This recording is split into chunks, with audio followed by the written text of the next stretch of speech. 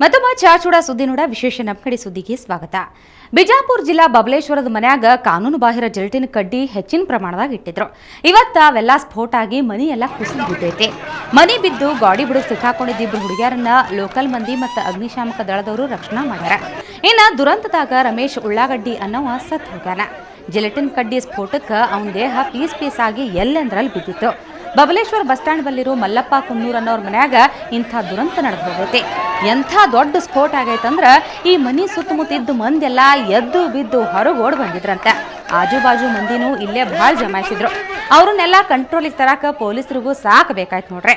ಇನ್ನು ಸುದ್ದಿ ಗೊತ್ತಾಗಿ ಬಿಜಾಪುರದ DC ಮತ್ತು SP ಸಾಹೇಬರು ಸೇರಿದಂಗೆ ಸೀನಿಯರ್ ಆಫೀಸರ್ಗಳೆಲ್ಲ ಬಂದು ಪರಿಶೀಲನೆ ನಡೆಸ್ಯಾರ. ಈ ಕೇಸಿಗೆ ಸಂಬಂಧಪಟ್ಟಂಗ ಬಬಲೇಶ್ವರ ಪೊಲೀಸ್ ಸ್ಟೇಷನ್ದಾಗ ಕಂಪ್ಲೇಂಟ್ ಆಗೈತೆ.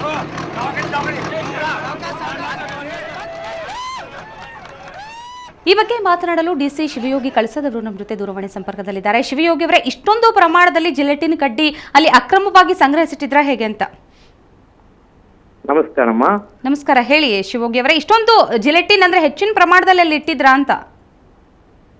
ಬೆಳಿಗ್ಗೆ ಸುಮಾರು 11 ಗಂಟೆ ಸಮಯದಲ್ಲಿ ಬಬಲೇಶ್ವರ ಗ್ರಾಮದ ಶ್ರೀ ರಮೇಶ್ ಅವರು ಈ ಒಂದು ಜಿಲೆಟಿನ್ ಎಕ್ಸ್ಪ್ಲೋಸಿವ್ ವಸ್ತು ಸ್ಫೋಟಗೊಂಡಿರುವಂತಹ ಹಿನ್ನೆಲೆಯ ಮಾಹಿತಿ ಬಂದ ತಕ್ಷಣ ನಾನು ಮತ್ತು ಹಿರಿಯ ಅಧಿಕಾರಿಗಳು ಅಲ್ಲಿ ಸ್ಥಳಕ್ಕೆ ಭೇಟಿ ಕೊಟ್ಟಿರುವಂತಹ ಸಂದರ್ಭದಲ್ಲಿ ಒಬ್ಬ ವ್ಯಕ್ತಿ ಮೃತಗೊಂಡಿರತಕ್ಕಂಥದ್ದು ದೃಢಪಟ್ಟಿತ್ತು. ತದನಂತರ 2 ಮಕ್ಕಳನ್ನ ಪ್ರಾಣಾಪಾಯದಿಂದ ಅವರನ್ನ ಪಾರು ಮಾಡಲಾಗಿತ್ತು ಮತ್ತು 4 ಜನ ಮಧ್ಯ ವಯಸ್ಸರ ಹೆಣ್ಣು ಮಕ್ಕಳನ್ನು ಸಹಿತ ಪ್ರಾಣಾಪಾಯದಿಂದ ಪಾರು ಮಾಡಿ ಆಸ್ಪತ್ರೆಗೆ ಅವರನ್ನ ಸಾಗಿಸಿಕೊಡಲಾಗಿತ್ತು. ಈಗ ಪ್ರಾಥಮಿಕ ವರದಿಯನ್ನ ನಾವು ಪಡೆದುಕೊಂಡಿದ್ದೇವೆ. ಈಗ ಪೊಲೀಸ್ ವರದಿ ಆಧಾರದ ಅನ್ವಯ ಸಂಬಂಧಪಟ್ಟವರ ಮೇಲೆ ಈಗ FIR ಅನ್ನ ದಾಖಲಿಸಲಾಗಿದೆ. ವಿಚಾರಣೆ ಸಹಿತ ಪ್ರಾರಂಭ ಮಾಡಲಾಗಿದೆ. ಅದೃಷ್ಟವಶಾತ್ ಅಲ್ಲಿ ಪಕ್ಕದಲ್ಲಿ ಇರತಕ್ಕಂತಹ ಒಂದು ಶಾಲೆಯಲ್ಲಿ ಸುಮಾರು 50 ಮಕ್ಕಳಿದ್ರು. ಅವರು ಯಾರಿಗೂ ತೊಂದರೆ ಆಗಲಿಲ್ಲ. ಅಲ್ಲಿ ಇರತಕ್ಕಂತಹ ಗ್ರಾಮಸ್ಥರು ನಮ್ಮ ಈ ಒಂದು ಕಾರ್ಯಾಚರಣೆಗೆ ಸಹಕಾರ ನೀಡಿದ್ದಾರೆ.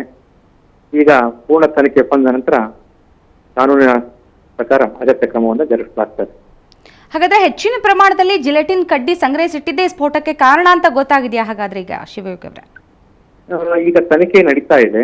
ಪೊಲೀಸ್ ವರದಿ ಬಂದ ನಂತರ ಮುಂದಿನ ಕ್ರಮ ಜರುಗಿಸಲಾಗುವುದು. ಅವರು ಅಧಿಕೃತವಾಗಿ ಈ ಜಿಲೆಟಿನ್ ಕಡ್ಡಿಗಳನ್ನ ಇಟ್ಟರ ಬಗ್ಗೆ ಆಗಲಿ ಅಥವಾ ಅನಧಿಕೃತವಾಗಿರುವಂತದ್ದಾಗಲಿ ಅದು ತನಿಖೆ ಬಂದ ನಂತರವೇ ಗೊತ್ತಾಗ್ತದೆ. ಅಲ್ಲಿವರೆಗೂ ವಿಚಾರಣೆ ಬರೋವರೆಗೂ ನಾವು ಕಾಯಬೇಕಾಗ್ತದೆ. ಈಗ ಗಾಯಾಳುಗಳ ಸ್ಥಿತಿ ಹೇಗಿದೆ ಅವ್ರದ್ದು? ನಾನು ಆಸ್ಪತ್ರೆಗೂ ಸಹಿತ ಭೇಟಿ ನೀಡಿ ಈ ಅಪಘಾತದಲ್ಲಿ ತೊಂದರೆಗೊಳಗಾದಂತಹ ಜನರನ್ನ ಸಂದರ್ಶನ ಮಾಡಿದ್ದೇನೆ.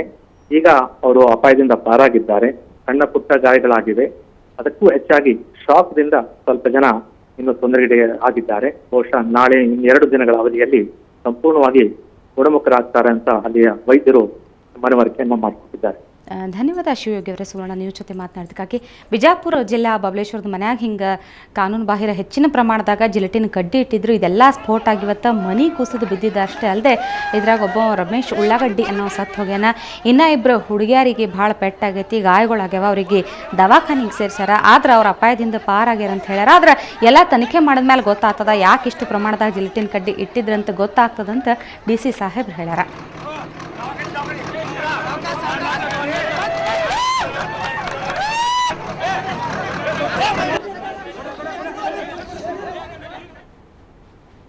ಕಾರವಾರ ಜಿಲ್ಲಾ ತೋಡೂರು ಬಲ್ಲಿ ರಾತ್ರಿ ಹೊತ್ನ್ಯಾಗ ಮನಿ ಹೊಂಟಿದ್ದ ಹುಡುಗಿನ ರೇಪ್ ಮಾಡಕ್ ಟ್ರೈ ಮಾಡ್ಯಾರ. ಜೋಲೆಟ್ ಅನ್ನುವಕ್ಕಿ ಪಣಜಿಯೊಳಗ ಒಂದು ಪ್ರೈವೇಟ್ ದವಾಖಾನ್ಯಾಗ ನರ್ಸ್ ಆಗಳಂತ. ಈಕೆ ಮೊನ್ನೆ ರಾತ್ರಿ 8-8:30 ಊರಿಂದ ಬಂದು ನ್ಯಾಷನಲ್ ಹೈವೇದಾಗ ಬಸ್ ಇಳಿದು ಮನಿ ಹೊಂಟಿದ್ಲಂತ.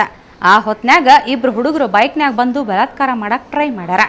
ಆದ್ರ ಜೋಲೆಟ್ ಕೊಸರ್ಕೊಂಡು ಚೀರಾಡಿಂದ ಈಕಿ ಬಾಯಿಗೆ ಬುಟ್ಟಿ ತುರುಕಿ ಬೈಕ್ನ್ಯಾಗ ಪರಾರಾಗ್ಯಾರಂತ. ಇದರಿಂದ ಹುಡುಗಿ ಆರಾಮಿಲ್ಲಾರ್ದಂಗಾಗಿ ಗಾಬರಾಗ್ಯಾಳ.